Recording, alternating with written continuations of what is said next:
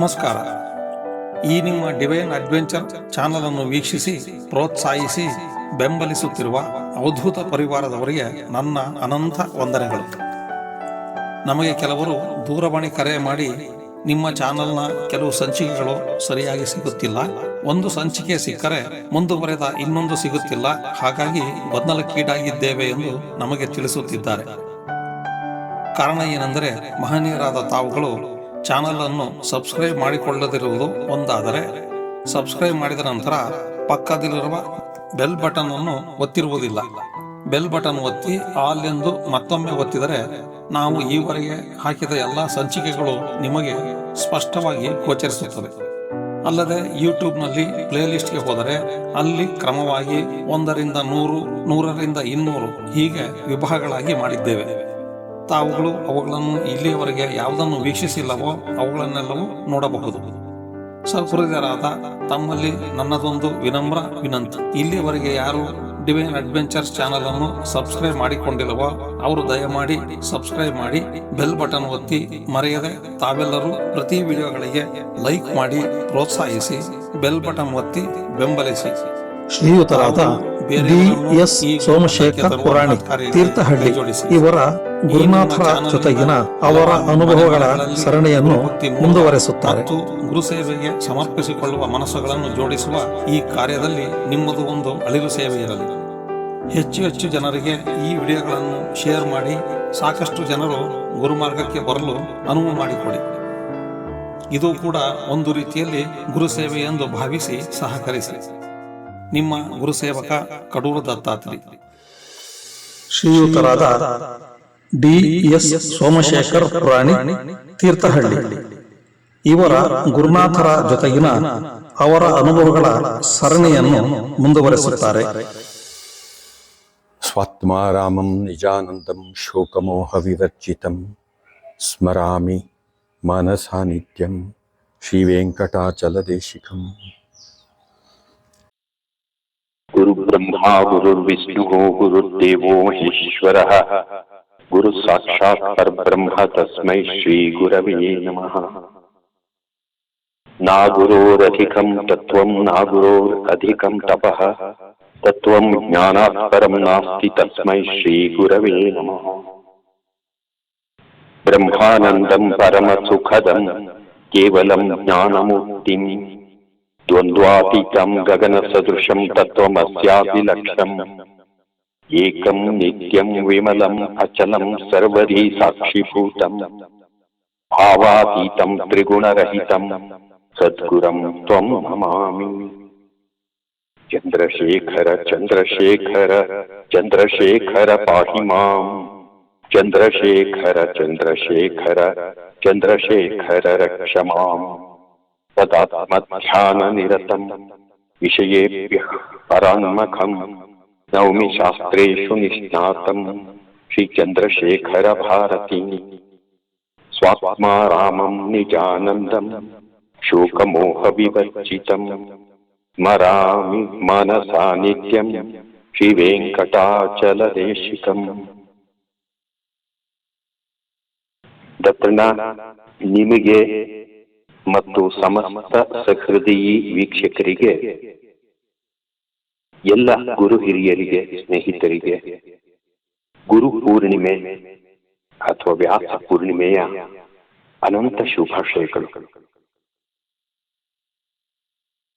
ನಮ್ಮ ಸಾಂಸ್ಕೃತಿಕ ಪರಂಪರೆಯಲ್ಲಿ ಹುಣ್ಣಿಮೆಯನ್ನ ಬೇರೆ ಬೇರೆ ಸಂದರ್ಭಗಳಲ್ಲಿ ನಾವು ಆಚರಿಸ್ತಾ ಬಂದಿದ್ದೇವೆ. ಉದಾಹರಣೆಗೆ ನೂಲು ಹುಣ್ಣಿಮೆ ಅಂತ ಇದೆ, ಇದು ಜನಿವಾರವನ್ನ ಬದಲಾಯಿಸಿಕೊಳ್ತಕ್ಕಂಥದ್ದು. ಬನದ ಹುಣ್ಣಿಮೆ ಅಂತ ಇದೆ, ಬನಶಂಕರಿ ದೇವಿಯ ಹಬ್ಬವನ್ನ ಆಚರಿಸ್ತಕ್ಕಂಥ. ಮಲೆನಾಡು ಮತ್ತು ಕೆಲವು ಪ್ರದೇಶಗಳಲ್ಲಿ ಭೂಮಿ ಹುಣ್ಣಿಮೆ ಅಂತ ಇದೆ. ಅಪ್ಪ ಹೊಡೆ ಬಿಟ್ಟಾಗ ಭೂಮಿ ತಾಯಿ ಗರ್ಭಿಣಿಯಾಗಿದ್ದಾಳೆ, ಗರ್ಭವತಿಯಾಗಿದ್ದಾಳೆ, ಅವಳಿಗೆ ಬಯಕೆನ ತೀರಿಸಬೇಕು ಅಂತ ಹೇಳಿ ವಿವಿಧ ರೀತಿಯ ಸಸ್ಯಗಳ ಪಲ್ಯವನ್ನ ಮಾಡಿ ಹುಣ್ಣಿಮೆಯ ದಿನ ಆ ಭೂಮಿಯನ್ನ, ಭೂದೇವಿಯನ್ನ ಪೂಜೆ ಮಾಡತಕ್ಕಂಥದ್ದು ಇದೆಯಲ್ಲ, ಇದು ಭೂಮಿ ಹುಣ್ಣಿಮೆ ಅಂತ ಹೇಳಿ ಅಂತ ಕರೀತಾರೆ. ಇದರ ಜೊತೆಗೆ ನೀವೆಲ್ಲ ಕೇಳಿರ್ತೀರಿ ಬುದ್ಧ ಪೂರ್ಣಿಮೆ. ಬುದ್ಧನ ಜೀವನದಲ್ಲಿ ಈ ಹುಣ್ಣಿಮೆ ಅಥವಾ ಪೂರ್ಣಿಮೆ ಅತ್ಯಂತ ಮಹತ್ತರವಾದಂತಹ ಪಾತ್ರವನ್ನು ವಹಿಸಿದಂತ. ಬುದ್ಧ ಹುಟ್ಟಿದ್ದು ಪೌರ್ಣಮಿಯ ದಿನ, ಅವನಿಗೆ ಜ್ಞಾನೋದಯವಾಗಿದ್ದು ಪೌರ್ಣಮಿಯ ದಿನ.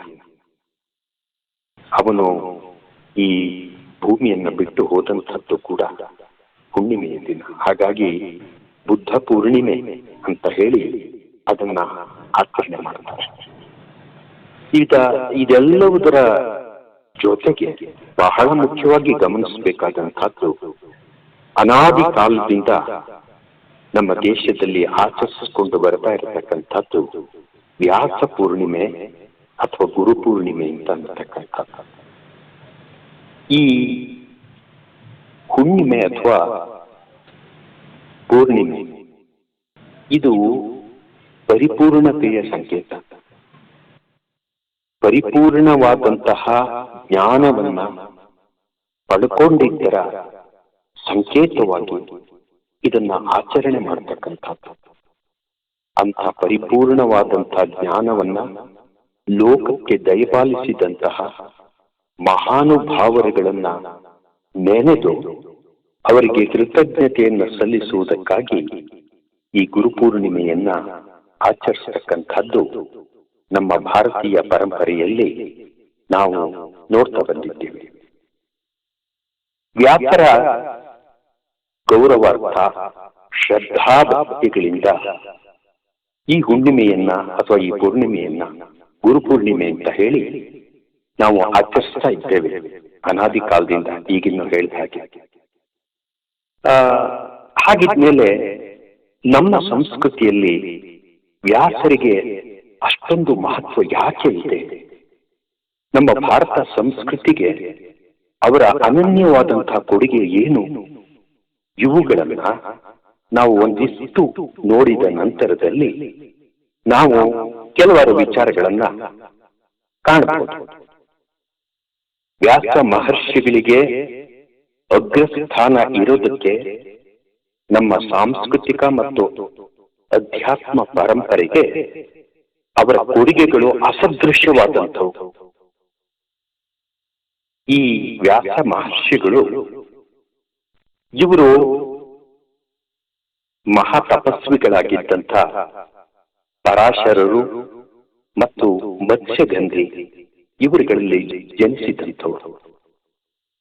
ಇವರಿಗೆ ವ್ಯಾಸ ಅಂತ ಹೇಳಿ ಕರೆಯುವಂತ ಒಂದು ವಾಡಿಕೆ ನಿರಂತರವಾಗಿ ಇದೆ. ಆದ್ರೆ ಅವರ ನಿಜವಾದಂತ ಹೆಸರು ಕೃಷ್ಣ ದ್ವೈಪಾಯನರು ಅಂತ ಹೇಳಿ. ಕೃಷ್ಣ ಅಂತ ಹೇಳಿದ್ರೆ ಕಪ್ಪು ಅಂತ ಹೇಳಿ, ವ್ಯಾಸರು ಬಹುಶಃ ಕಪ್ಪು ಇದ್ರು ಅಂತ ಕಾಣುತ್ತೆ. ದ್ವೈಪಾಯನ ಅಂತ ಹೇಳಿದ್ರೆ ಅವರು ಗಂಗಾ ನದಿಯ ನಡುಗಡ್ಡೆಯ ಒಂದು ದ್ವೀಪದಲ್ಲಿ ಹುಟ್ಟಿದವರಾದ್ರಿಂದ ದ್ವೈಪಾಯನ ಅಂತನ್ನುವಂತ ಹೆಸರು ಬಂತು. ಆ ಎರಡನ್ನು ಸೇರಿಸಿ ಕೃಷ್ಣ ದ್ವೈಪಾಯನ ಅಂತ ಹೇಳಿ ಅವರನ್ನ ಕರೆದಿದ್ದಾರೆ.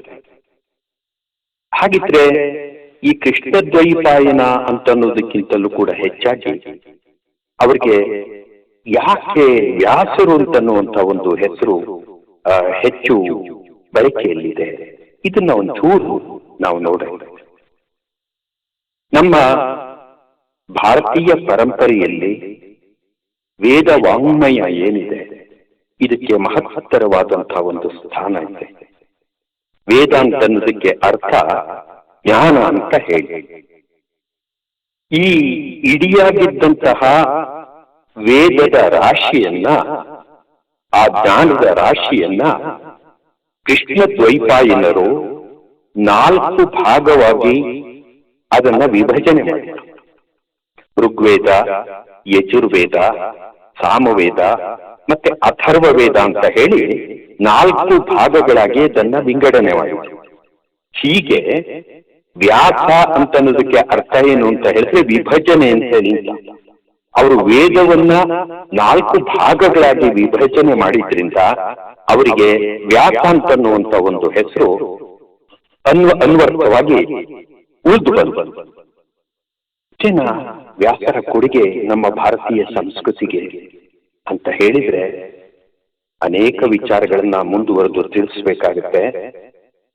ಈ ಕೃಷ್ಣ ದ್ವೈಪಾಯನರು ಅಥವಾ ವ್ಯಾಸರು ಬ್ರಹ್ಮಸೂತ್ರವನ್ನ ರಚನೆ ಮಾಡಿದಂಥವ್ರು.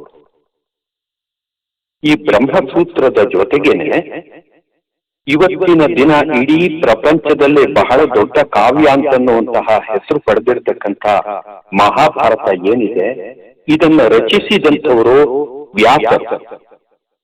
ಒಂದು ಅಭಿಪ್ರಾಯದಲ್ಲಿ 24,000 ಶ್ಲೋಕಗಳಿಗಿಂತಲೂ ಕೂಡ ಅಧಿಕ ಶ್ಲೋಕಗಳಿಂದ ಮಹಾಭಾರತವನ್ನ ವ್ಯಾಸರು ರಚನೆ ಮಾಡಿದರೂ ಕೂಡ ಮುಂದಿನ ಕಾಲಘಟ್ಟದಲ್ಲಿ ಅನೇಕ ಕವಿಗಳು ಅದಕ್ಕೆ ಅನೇಕ ಶ್ಲೋಕಗಳನ್ನ ಸೇರಿಸ್ತಾ ಇವತ್ತು ಮಹಾಭಾರತವನ್ನ ಯಾವ ಸ್ವರೂಪದಲ್ಲಿ ನಾವು ನೋಡ್ತೀವಿ ಆ ಮಟ್ಟವನ್ನ ಅದು ಮುಟ್ಟಿತು ಅಂತ ಹೇಳ್ತಾರೆ.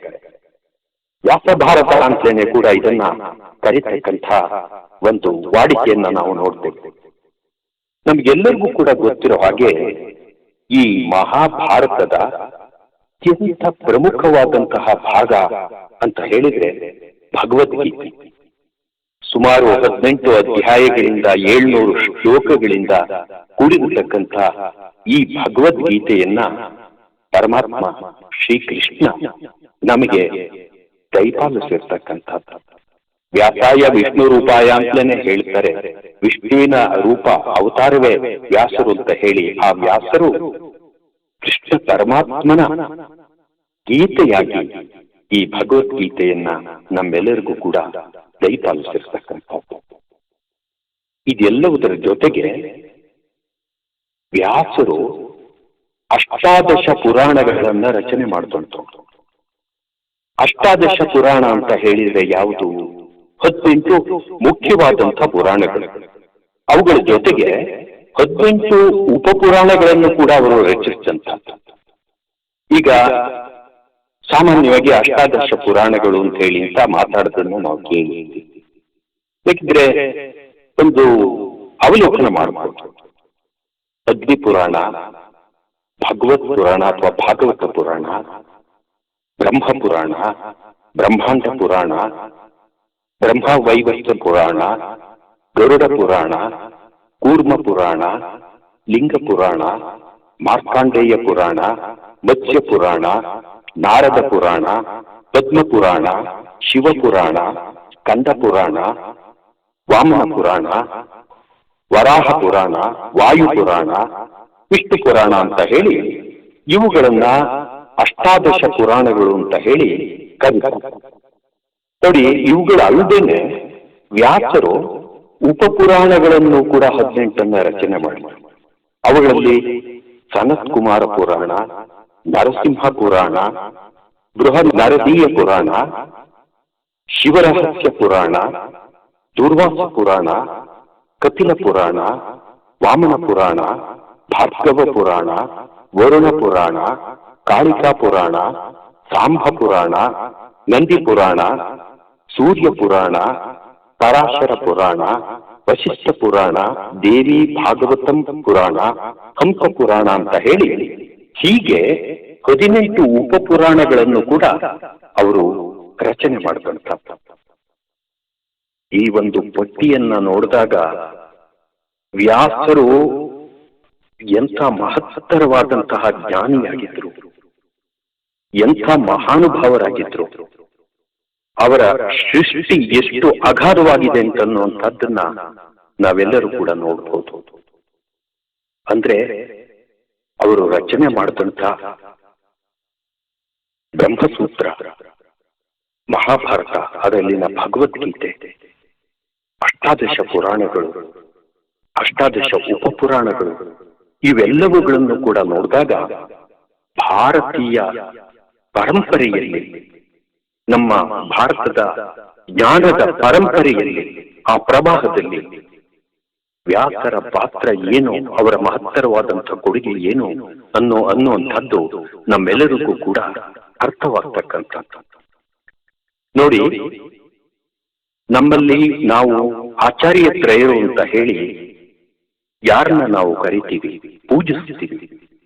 ಶಂಕರಾಚಾರ್ಯರು, ರಾಮಾನುಜಾಚಾರ್ಯರು, ಮಧ್ವಾಚಾರ್ಯರು, ಇವರು ಮೂವರೂ ಕೂಡ ವ್ಯಾಸರು ರಚನೆ ಮಾಡಿದಂಥ ಬ್ರಹ್ಮಸೂತ್ರಕ್ಕೆ, ಆನಂತರದಲ್ಲಿ ಭಗವದ್ಗೀತೆಗೆ ಮತ್ತು ಕೆಲವು ಉಪನಿಷತ್ತುಗಳಿಗೆ ಇವರು ಟೀಕೆಯನ್ನ ಬರೆದಂಥವ್ರು, ವಿಮರ್ಶೆಯನ್ನ ಬರೆದಂಥವ್ರು. ಇದನ್ನ ಭಾಷ್ಯ ಅಂತ ಹೇಳಿ ಕರೀತಕ್ಕಂಥದ್ದು.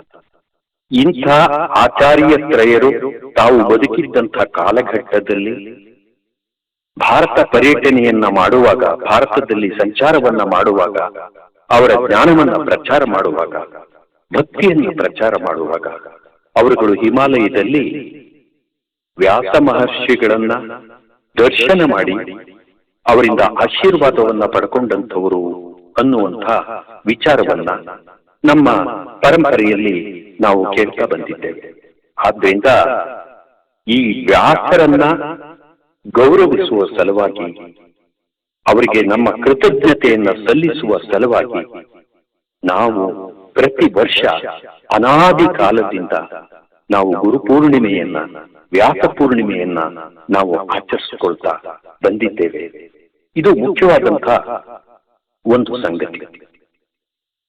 ವ್ಯಾಸರ ನಂತರದಲ್ಲಿ ಬಂದಂತಹ ಅನೇಕ ಗುರುಗಳು, ಆಚಾರ್ಯರುಗಳು ಏನಿದ್ದಾರೆ ಅಂಥವರು ನಮ್ಮ ವೇದ ಪರಂಪರೆಯನ್ನ ನಿರಂತರವಾಗಿ ಮುಂದುವರಿಸುತ್ತಾ ಬಂದಿದ್ದಾರೆ, ಅದನ್ನ ಶ್ರೀಮಂತಗೊಳಿಸುತ್ತಾ ಬಂದಿದ್ದಾರೆ.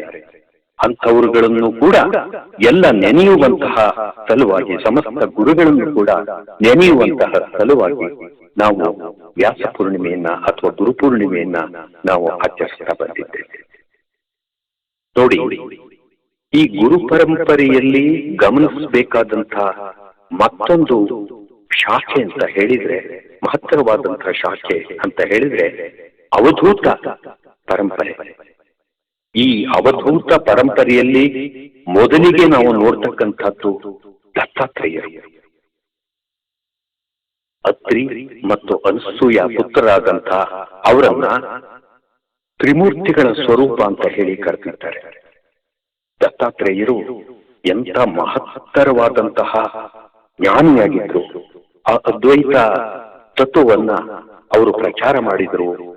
ಆ ಕಾರಣಕ್ಕಾಗಿ ಮತ್ತು ಅವರು ನೀಡಿದಂತಹ ಮಹತ್ತರವಾದಂತಹ ಕೊಡುಗೆಗಳಿಂದಾಗಿ ಅವರನ್ನ ಬಹಳ ದೊಡ್ಡ ಜ್ಞಾನಿ ಅಂತ ಹೇಳಿ ಮತ್ತೆ ಅವಧೂತ ಅಂತ ಹೇಳಿ ಅವರನ್ನ ನಾವು ಪರಿಗಣಿಸಿದ್ದೇವೆ. ಇಂಥ ಅವಧೂತ ಪರಂಪರೆಯಲ್ಲಿ ಬಂದಿರತಕ್ಕಂಥವರು ನಮ್ಮೂರಿನ ತಕರಾಯಿ ಪಟ್ಟಣದ ಅವಧೂತರಾದಂಥ ಶ್ರೀ ವೆಂಕಟಾಚಲ ಸದ್ಗುರುಗಳು. ನಾವು ತುಂಬಾ ಸರಿ ಅವಧೂತ ಅವಧೂತ ಅಂತನ್ನುವಂತಹ ಪದವನ್ನ ಬಳಸ್ತಾ ಇರ್ತೇವೆ. ಹಾಗಿದ್ರೆ ಏನು ಅವಧೂತ ಅಂತಂದ್ರೆ, ಇದಕ್ಕೊಂದು ಚೂರು ಅರ್ಥವನ್ನ ನೋಡಿ ನಾವು ಮುಂದುವರಿಯೋಣ. ನೋಡಿ, ಇದು 4 ಅಕ್ಷರಗಳಿಂದ ಕೂಡಿದೆ ಈ ಪದ ಅವಧೂತ ಅಂತ ಅನ್ನತಕ್ಕಂಥ. ಇದರಲ್ಲಿ ಆ ಅನ್ನುವಂಥ ಅಕ್ಷರಕ್ಕೆ ಅವಿನಾಶಿ ಅನ್ನುವಂಥ ಅರ್ಥ ಇದೆ. ಏನು ಅವಿನಾಶಿ? ಈ ದೇಹ ನಾಶವಾಗತಕ್ಕಂಥದ್ದು, ಈ ಆತ್ಮ ಏನಿದೆ ಇದು ಅವಿನಾಶಿಯಾದಂಥದ್ದು. ಈ ಆತ್ಮ ಅಥವಾ ಬ್ರಹ್ಮ ಏನಿದೆ ಇದು ಅವಿನಾಶಿಯಾದಂಥದ್ದು, ಇದು ಅನಂತವಾದಂಥದ್ದು, ಇದು ಸತ್ಯವಾದಂಥದ್ದು ಅನ್ನುವಂತಹ ಭಾವವನ್ನ ಯಾರು ಮೈಗೂಡಿಸಿಕೊಂಡಿದ್ದಾರೆ ಅಂಥವರು ಅವಧೂತರಾಗಿರ್ತಾರೆ, ಅವಧೂತ ಪ್ರಜ್ಞೆಯನ್ನು ಹೊಂದಿರ್ತಾರೆ. 2ನೇ ಅಕ್ಷರ ವಾ ಅಂತ ಹೇಳಿದ್ರೆ ವದಾನ್ಯ. ವದಾನ್ಯ ಅಂದ್ರೆ ವರೇಣ್ಯ, ಅಂದ್ರೆ ಸಮಸ್ತರಿಂದಲೂ ಕೂಡ, ಸರ್ವರಿಂದಲೂ ಕೂಡ ಪೂಜಿಸಲ್ಪಡ್ತಕ್ಕಂಥವ್ರು, ಎಲ್ಲರ ಗೌರವಕ್ಕೆ ಅವರು ಪಾತ್ರ ಆಗಿರ್ತಕ್ಕಂಥವ್ರು, ಯೂನಿವರ್ಸಲಿ ರೆಸ್ಪೆಕ್ಟೆಡ್ ಅಂತ ಹೇಳಿ. ಅಂದ್ರೆ ಅವಧೂತರನ್ನ ಸಮಸ್ತರು ಕೂಡ ಗೌರವಿಸ್ತಾರೆ ಅಂತನ್ನುವಂಥ ಅರ್ಥ. 3ನೇ ಅಕ್ಷರವಾಗಿ ಧೂ ಅಂತ ಹೇಳಿದ್ರೆ ಲೋಕದ ಭೋಗ ಭಾಗ್ಯಗಳನ್ನ, ಯಾವುದನ್ನ ನಾವು ಪ್ರಾಪಂಚಿಕ ಸುಖಗಳು ಅಂತ ಹೇಳಿ ಕರಿತೀವಿ. ಈ ಪ್ರಾಪಂಚಿಕ ಸುಖಗಳು ಎಲ್ಲ ಸಾಮಾನ್ಯ ಜನಗಳಿಗೂ ಕೂಡ ಅನ್ವಯಿಸುತ್ತೆ. ಅಂಥ ಪ್ರಾಪಂಚಿಕ ಲೌಕಿಕ ಸುಖಗಳನ್ನ, ಭೋಗಗಳನ್ನ ಧೂಳಿನಂತೆ ಜಾಡಿಸಿರ್ತಕ್ಕಂಥವ್ರು ಅಂತ ಹೇಳಿ. ಅಂದ್ರೆ ಆ ಭೋಗ ಭಾಗ್ಯಗಳಿಗೆ ಹೊರತಾಗಿರತಕ್ಕಂಥವರು ಅಂತ ಹೇಳಿ. ಕೊನೆಯ ಅಕ್ಷರ ತಾ ಅವಧೂತದಲ್ಲಿ ತಾ ಕೊನೆಯ ಅಕ್ಷರ. ಹಾಗಂತ ಹೇಳಿದ್ರೆ ತತ್ವಮಸಿ, ನಾನು ಅದೇ. ಅದಕ್ಕೆ ಅರ್ಥ ಏನು ಅಂದ್ರೆ ನಾನು ಅದೇ. ಹಾಗಂತಂದ್ರೇನು ಅಂದ್ರೆ ನಾನು ಅದೇ ಅಂದ್ರೆ ನಾನು ಅದೇ ಬ್ರಹ್ಮ ಅಂತನ್ನುವಂತ ಅರ್ಥ. ಅಂದ್ರೆ ಅಹಂ ಬ್ರಹ್ಮಾಸ್ಮಿ, ನಾನೇ ಬ್ರಹ್ಮ ಅಂತನ್ನುವಂತಹ ಮಾತು ಏನಿದೆ, ಇದಕ್ಕೆ ಈ ಅರ್ಥವನ್ನ ತಾ ಅಂತನ್ನುವಂತ ಅಕ್ಷರಕ್ಕೆ ಕೊಟ್ಟಿದ್ದಾರೆ. ಆದ್ರಿಂದ ಅವಧೂತ ಅಂತ ಹೇಳಿ ನಾವು ಯಾರನ್ನ ಗುರುತಿಸ್ತೀವಿ, ಯಾರನ್ನ ಕರಿತೀವಿ, ಅವರ ಒಳಗಡೆಯಲ್ಲಿ ಎಂಥ ಜ್ಞಾನದ ರಾಶಿ ಇದೆ, ಅವರ ಒಳಗಡೆಯಲ್ಲಿ ಎಂಥ ವೈರಾಗ್ಯ ಇದೆ, ಅವ್ರನ್ನ ಕಂಡ್ರೆ ಸಮಸ್ತ ಜಗತ್ತು ಯಾವ ರೀತಿಯಾಗಿ ಗೌರವಿಸುತ್ತೆ. ಆದ್ದರಿಂದ ಅವರ ದಾರಿ, ಅವರ ಮಾರ್ಗ ಎಲ್ಲವೂ ಕೂಡ ಬಹಳ ಮಹತ್ತರವಾದಂತಹದ್ದು, ಬಹಳ ವಿಶಿಷ್ಟವಾದಂತಹದ್ದು ಅಂತನ್ನುವಂಥ ಕಾರಣಕ್ಕಾಗಿ ನಾವು ಈ ಅವಧೂತ ಪರಂಪರೆಯನ್ನು ಮತ್ತೆ ಅವಧೂತರುಗಳನ್ನ ನಿರಂತರವಾಗಿ ಗೌರವಿಸುತ್ತಾ ಬಂದಿರತಕ್ಕಂಥದ್ದು. ಇಂತಹ ಅವಧೂತರುಗಳು ತ್ರಿಕಾಲ ಜ್ಞಾನಿಗಳು. ಅವರಿಗೆ ಭೂತ, ವರ್ತಮಾನ, ಭವಿಷ್ಯ ಪ್ರತಿಯೊಂದು ಕೂಡ ಗೊತ್ತಿರತಕ್ಕಂಥದ್ದು. ಯಾಕೆ ಅಂತಂದ್ರೆ ಅವರು ಬ್ರಹ್ಮವನ್ನ ಅರ್ಥ ಮಾಡಿಕೊಂಡಿರ್ತಕ್ಕಂಥವ್ರು, ತಾವೇ ಬ್ರಹ್ಮವಾಗಿರತಕ್ಕಂಥವ್ರು.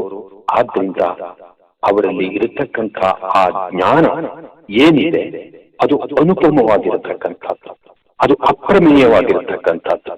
ಅಪ್ರಮೇಯ ಅಂತ ಹೇಳಿದ್ರೆ ಯಾವುದೇ ಲೆಕ್ಕಕ್ಕೆ ಚಿಕ್ಕದೇ ಇರ್ತಕ್ಕಂಥದ್ದು. ಅದನ್ನ ನಾವು ಎಣಿಸೋದಕ್ಕೆ ಸಾಧ್ಯ ಇಲ್ಲ, ಅದನ್ನ ಲೆಕ್ಕ ಮಾಡೋದಕ್ಕೇನೆ ಸಾಧ್ಯ ಇಲ್ಲ, ಅದನ್ನ ಮೆಜರ್ ಮಾಡೋದಕ್ಕೇನೆ ಸಾಧ್ಯ ಇಲ್ಲ.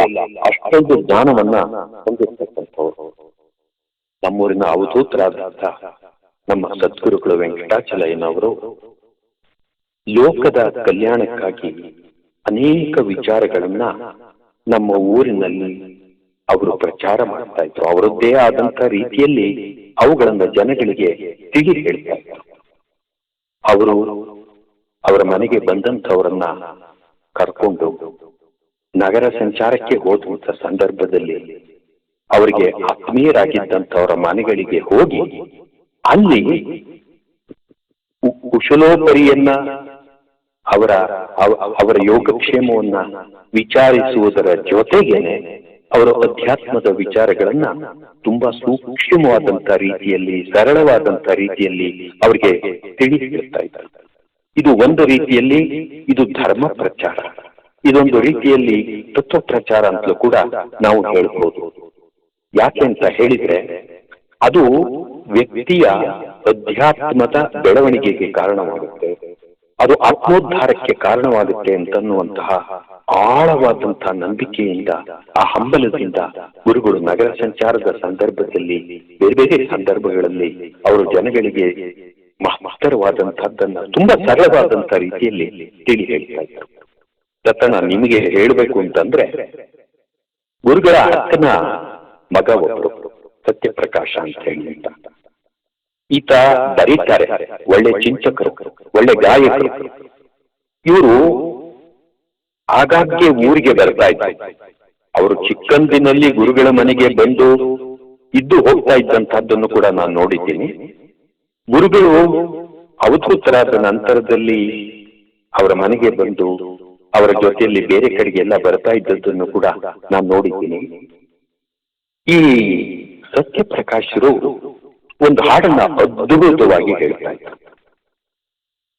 ಆ ಹಾಡಿನಲ್ಲಿರುವಂತಹ ತತ್ವವನ್ನ ನೋಡಿದ್ರೆ ನಿಜಕ್ಕೂ ಕೂಡ ಭಗವಂತ ಮತ್ತು ಭಕ್ತ ಇವರ ನಡುವೆ ಯಾವ ರೀತಿಯಾದಂತಹ ಒಂದು ಸಂಬಂಧ ಇದೆ, ಅದನ್ನ ಯಾವ ರೀತಿಯಾಗಿ ಅರ್ಥ ಮಾಡ್ಕೋಬೇಕು ಅಂತನ್ನುವಂಥದ್ದನ್ನ ಆ ಹಾಡಿನಲ್ಲಿ ನಾವುಗಳೆಲ್ಲರೂ ಕೂಡ ತಿಳಿಬಹುದು.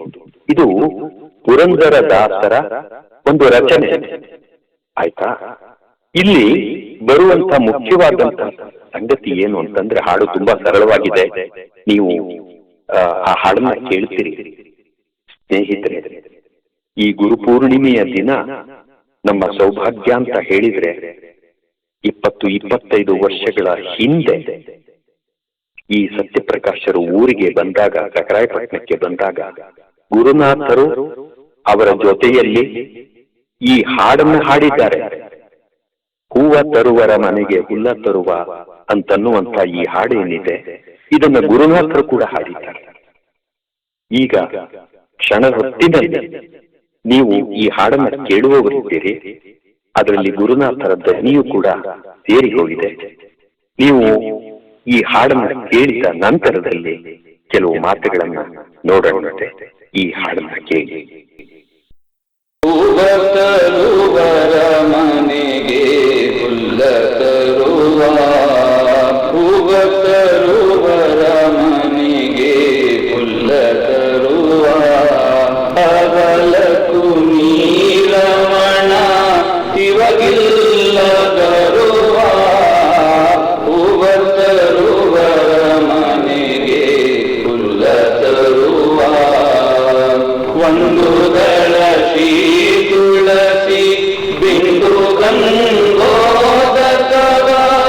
ಒಂದು ದಳ ತುಳಸಿ ಬಿಂದು ಗಂಗೋದಕವ, ಇಂದಿರಾರಮಣಗೆ ಅರ್ಪಿತವೆನುತ, ಒಂದೇ ಮನಸ್ಸಿನಲ್ಲಿ ಸಿಂಧು ಶಯನಾಯನೆ, ಒಂದೇ ಮನಸ್ಸಿನಲ್ಲಿ ಸಿಂಧು ಶಯನಾಯನೆ, ಎಂದೆಂದು ವಸಿತನ ಮಂದಿರದೊಳಗೆ,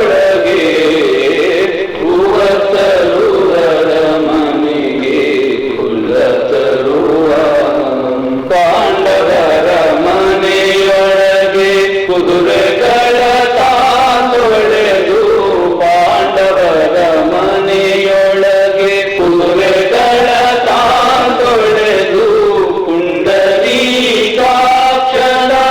ಹುಲ್ಲನ್ನು ತಿರಿಸಿ, ಪಾಂಡವರ ಮನೆಯೊಳಗೆ ಕುದುರೆಗಳ ತಾತೊಳೆದು, ಪುಂಡರೀಕಾಕ್ಷರ ಹುಲ್ಲನ್ನು ತಿರಿಸಿ, ಅಂಡಜ ವಾಹನ ನಮ್ಮ ಪುರಂದರ ವಿಠಲ, ಅಂಡಜ ವಾಹನ ನಮ್ಮ ಪುರಂದರ ವಿಠಲ, ತೊಂಡಲಿಗೆ ತೊಂಡನಾಗಿ ಸಂಚರಿಸುತ್ತಿರಲು, ಹೂವ ತರುವರ ಮನೆಗೆ ಹುಲ್ಲ ತರುವ, ಅವಲಕ್ಕೂ ನೀರಮಣ ಇವಾಗಿಲ್ಲ ತರುವ, ಹೂವ ತರುವರ ಮನೆಗೆ ಹುಲ್ಲ ತರುವ.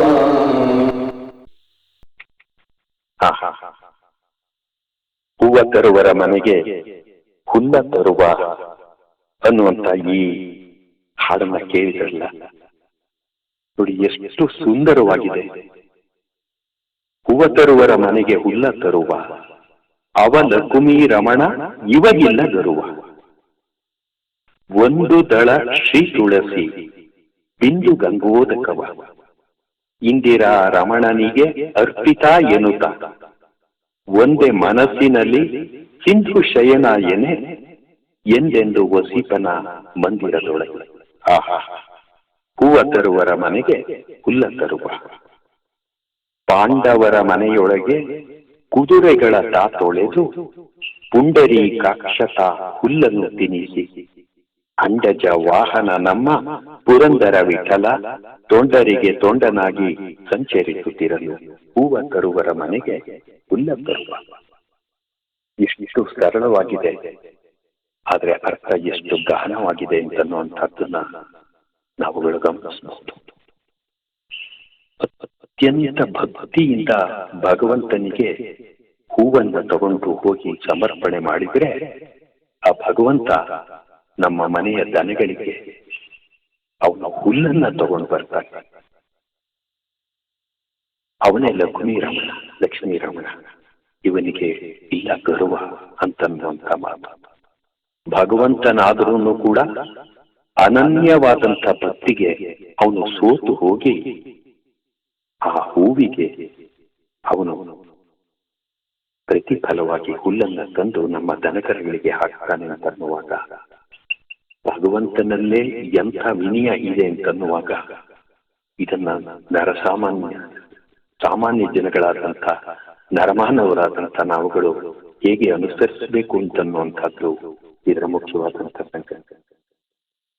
ನೋಡಿ, ಇನ್ನೇನು ಬೇಡ, ಅನನ್ಯ ಭಾವದಿಂದ ಒಂದು ದಳ ತುಳಸಿಯನ್ನ ನಿನಗೆ ಅರ್ಪಿತ ಅಂತ ಹೇಳಿ ಶ್ರೀಕೃಷ್ಣನಿಗೆ ನಾವು ಅರ್ಪಣೆ ಮಾಡಿದ್ರೆ ಎಂದೆಂದೂ ಕೂಡ ನಮ್ಮ ಹೃದಯ ಮಂದಿರದಲ್ಲಿ ಅವನು ವಾಸ ಮಾಡ್ತಾನೆ ಅಂತನ್ನುವಂಥದ್ದು.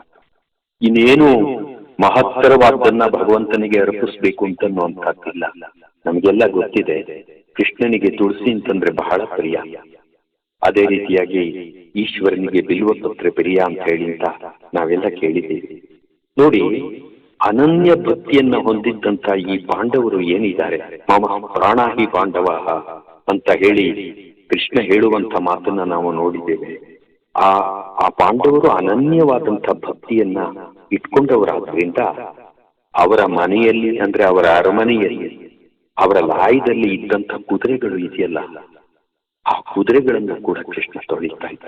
ಅವನು ಅರ್ಜುನನ ಸಾರಥಿ ತಾನೆ, ಆ ಸಾರಥಿಯಾದಂತನು ಕುದುರೆಗಳನ್ನ ನೋಡ್ಕೊಳ್ಬೇಕಾಗಿತ್ತಲ್ಲ, ಆ ಕುದುರೆಗಳನ್ನು ಕೂಡ ಅವನು ತೊಳಿತಾ ಇದ್ದ ಅಂತನ್ನುವಂಥದ್ದು. ಅಂದ್ರೇನು? ಭಗವಂತ ಭಕ್ತರ ಸೇವಕರಾಗ್ಬಿಡ್ತಾನೆ. ಎಲ್ಲಿ ಅನನ್ಯವಾದಂಥ ಭಕ್ತಿ ಇದೆ ಅಲ್ಲಿ ಭಕ್ತ ಯಾರು, ಭಗವಂತ ಯಾರು ಅಂತನ್ನುವಂಥ ವ್ಯತ್ಯಾಸಗಳೇ ಉಳಿಯುವುದಿಲ್ಲ. ಅಂತ ಭಕ್ತರ ಹೃದಯದಲ್ಲಿ ಭಗವಂತ ಆವಿರ್ಭವಿಸಿ ಬಿಡ್ತಾನೆ. ಇಂತಹ ವಿಚಾರಗಳನ್ನ ಜನಗಳಿಗೆ ತಿಳಿಸ್ಬೇಕು ಅಂತನ್ನುವಂಥದ್ದು ನಮ್ಮ ಸದ್ಗುರುಗಳ ಹಂಬಲವಾಗಿತ್ತು. ಆದ್ರಿಂದ ಎಲ್ಲಿ ಹೋದ್ರೂ ಕೂಡ ಅವರು ಸತ್ಯಪ್ರಕಾಶರಿಂದ ಈ ಹೂವ ತರುವರ ಮನೆಗೆ ಹುಲ್ಲ ತರುವ ಅಂತನ್ನುವಂಥ ಹಾಡನ್ನ ಅವರು ಹಾಡ್ತಾ ಇದ್ರು. ಯಾವ ವ್ಯಕ್ತಿಯ ಅಂತರಂಗದಲ್ಲಿ ನಿಷ್ಕಪಟವಾದಂತಹ ಭಕ್ತಿ ಇತ್ತು, ಯಾರಲ್ಲಿ ಅನನ್ಯವಾದಂತಹ ಮುಗ್ಧತೆ ಇತ್ತು, ಯಾರು ಎಲ್ಲಾ ರೀತಿಯಲ್ಲೂ ಕೂಡ ಹೃತ್ಪೂರ್ವಕವಾಗಿ ಭಗವಂತನನ್ನ ಸ್ಮರಿಸ್ತಾರೆ ಅಂಥವರ ಬಗ್ಗೆ ಗುರುಗಳಿಗೆ ಅಪಾರವಾದಂತಹ ಒಂದು ಪ್ರೀತಿ ಇತ್ತು. ಅವರಲ್ಲಿ ಒಂದು ಅಮೋಘವಾದಂತಹ ತುಡಿತ ಇತ್ತು. ಆದ್ರಿಂದ ಗುರುಗಳು ಯಾರು ಆತ್ಯಂತಿಕವಾದಂಥ ಭಕ್ತಿಯಿಂದ ಅವರನ್ನ ನೆನೀತಾ ಇದ್ರು, ಈಗಲೂ ಕೂಡ ನೆನೀತಾರೆ. ಅಂಥವರ ಹೃದಯದಲ್ಲಿ ಅವರು ಆವಿರ್ಭವಿಸುತ್ತಾರೆ. ಈ ವ್ಯಾಸ ಪೂರ್ಣಿಮೆಯ ದಿನ, ಈ ಗುರು ಪೂರ್ಣಿಮೆಯ ದಿನ ಗುರುನಾಥರ ದನಿಯನ್ನ ಕೇಳಿದಂತ ನಾವುಗಳೇ ಪುಣ್ಯವಂತರು ಅಲ್ವೇ? ಜೈ ಗುರುದೇವ ದತ್ತ. ಓಂ ಶ್ರೀ ಗುರುಭ್ಯೋ ನಮಃ. ಜೈ ಗುರುದೇವ ದತ್ತ. स्वात्मा रामं निजानन्दं शोकमोहविवर्जितं स्मरामि मनसा नित्यं श्रीवेङ्कटाचलदेशिकम्.